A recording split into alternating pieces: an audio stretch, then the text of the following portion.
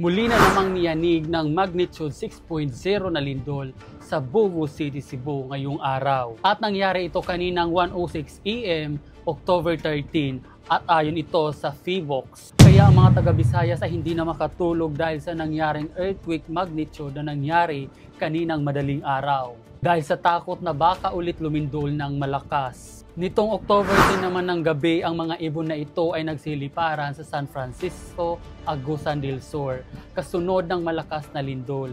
Masamang pangitain daw ito. At 2 days after naman ay lumindol kanina lang sa Cebu. Ang dahilan kung bakit nagkaroon ng lindol ngayon sa Visayas, ito ay ang tinatawag na tectonic earthquake. Sanhi ng mga fault line na pag nagbanggaan, nagre-resulta ito ng pagyanig. Yan yung nangyari ngayon sa Cebu. Ang may pinakamalaking fault line naman dyan banda sa Visayas at Mindanao ay matatagpuan ito sa Ormoc Leyte. Kaya pag lumindol ang lugar na ito, ang Ormoc Leyte ang pinakadelikado dahil sila ang pinakamalapit sa fault line at magdudulot ito ng malakas na lindol.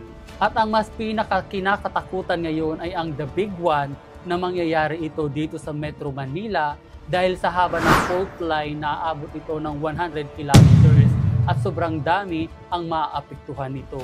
Sana wag mangyari ang the big one. Please pray for our country. Nothing is impossible to God.